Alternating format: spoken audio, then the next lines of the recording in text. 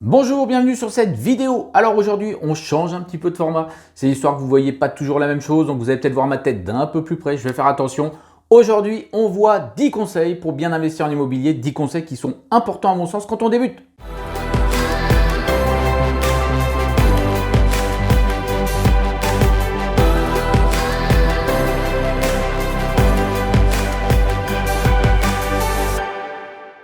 Avant toute chose, je vous rappelle que vous pouvez télécharger tous les bonus qui sont en bas dans la description. Honnêtement, vous avez accès aussi à une conférence qui va vous apporter plein d'infos. N'hésitez pas, c'est gratuit, c'est en bas. Et n'hésitez pas non plus à vous abonner à cette chaîne. Comme ça, vous serez notifié dès qu'il y a des vidéos qui sortiront. En ce moment, il y en a 2 par semaine. Il faut en profiter. Le mardi, c'est plutôt immobilier et le vendredi, c'est plutôt mobil-home. Première chose, premier conseil que je pourrais donner, faites attention à tout ce que vous lisez sur Internet. Il ne faut pas écouter tout et n'importe quoi. Ne perdez pas de vue que vous avez votre propre stratégie, vous voulez faire des choses. Donc attention à ne pas vous faire peur. En fait, ce qui se passe, c'est que la multiplication d'infos peut tendre à faire peur et au final, on finit par s'y perdre. Deuxième conseil que je pourrais donner, il faut avoir des bases indispensables. Je le répète, j'y reviens, je le redis, mais apparemment, ça ne suffit pas. Quand je vois tous les mails que je reçois, vraiment j'insiste, mais ces bases, elles sont incontournables. Il faut les avoir dans un ordre chronologique précis pour éviter des erreurs qui vont être importantes sur le long terme, voire sur le moyen terme. Donc, il faut acquérir ces bases, faire confiance à quelqu'un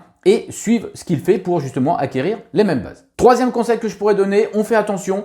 On n'est pas obligé de débuter trop gros, je pense même que c'est une erreur parce que si on fait justement des erreurs stratégiques, on va le payer cher. Donc l'idée c'est de commencer plutôt petit. Petit, ça ne veut pas forcément dire appartement, ça peut être immeuble, mais on va peut-être pas partir sur un immeuble de 10, 15, 20 appartements. D'ailleurs, il faudrait déjà que le banquier vous suive, mais en tout cas, voilà, c'est un autre conseil que je peux donner. Quatrième conseil, on ne part pas sur quelque chose de trop compliqué en termes de rénovation, de structure.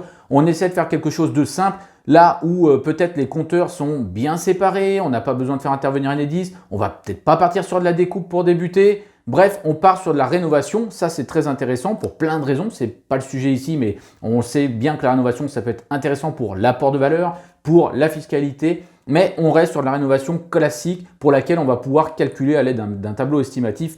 D'ailleurs, je vous invite à aller voir une vidéo qui a ce sujet que j'ai réalisé, mais on reste sur la rénovation simple, efficace, pour laquelle on ne va pas partir dans quelque chose qu'on ne maîtrise pas. Alors attention, hein, je ne dis pas qu'on va maîtriser forcément les travaux, même quand c'est plus simple, mais en tout cas, si vous partez sur de la division et que vous ne savez même pas qu'il va falloir faire intervenir Enedis à un certain moment pour les compteurs ou qu'il va falloir changer peut-être les évacuations d'eau, bref, tout ça, ça peut être très compliqué quand on débute et on ne va pas maîtriser le budget et au final, on risque de se pénaliser. Ça peut être ça dans un second temps, voire plus tard, quand on commence à avoir de l'expérience. Autre conseil, ça doit être le 5e, on fait attention à ne pas écouter trop les anciens. Alors quand je dis les anciens, je suis le premier à les écouter, je suis le premier à bénéficier de leurs expériences, ça c'est intéressant. Mais ceux qui sont trop âgés par rapport à l'investissement ont tendance à donner des conseils qui ne sont plus d'actualité. Donc on fait attention. Je vous donne un exemple. Aujourd'hui, partir sur un investissement qu'on va financer sur 10 ans et se mettre le couteau sous la gorge pour rembourser les mensualités, c'est peut-être pas très intéressant. Donc je sais que ça c'est une notion par exemple que les anciens comprennent pas quand on fait des investissements sur 20 ans ou 25 ans.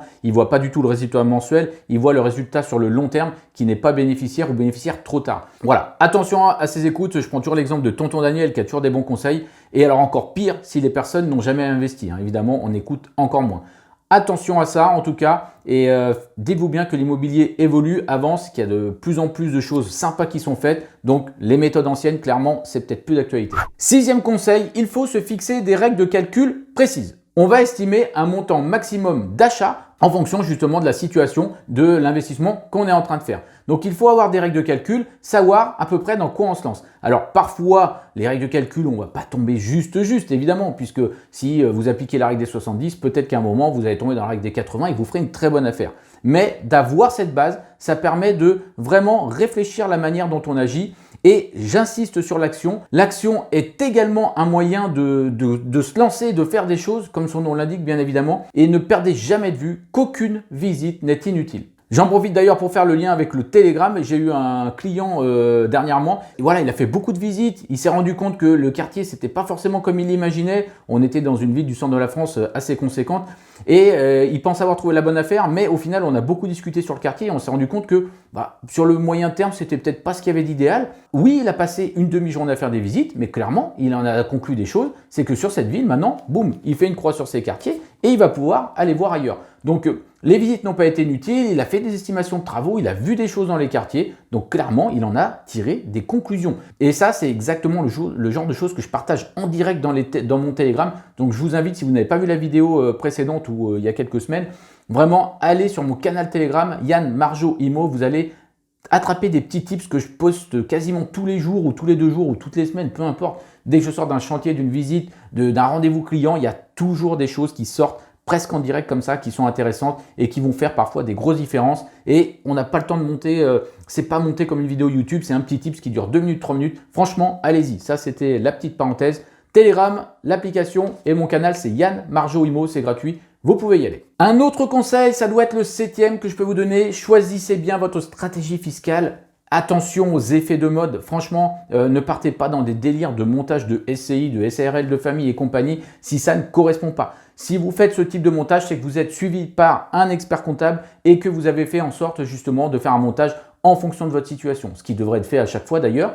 Mais ne perdez pas de vue qu'il existe des choses simples en nom propre qui parfois ont un intérêt, qui même la plupart du temps quand on commence ont un intérêt. Donc honnêtement, réfléchissez bien à ça et ne partez pas dans des délires de création de SCI parce que vous avez vu que c'était bien sur Internet. J'insiste, mais c'est très important, les montages plus complexes, c'est parce qu'on est accompagné et parce que la situation fiscale, votre situation personnelle demande cette situation fiscale.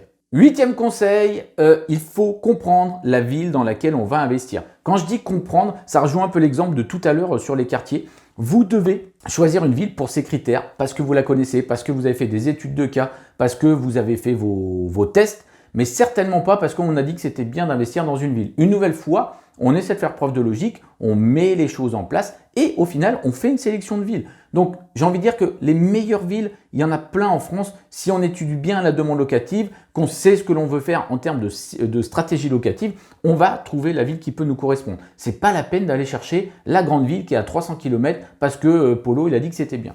J'insiste, mais ça, c'est vraiment important. En gros, il n'y a pas de ville magique. Vraiment, la ville magique, c'est celle qui va correspondre à vos attentes et celle pour laquelle vous vous sentez bien et pour laquelle vous allez faire les tests qui correspondent.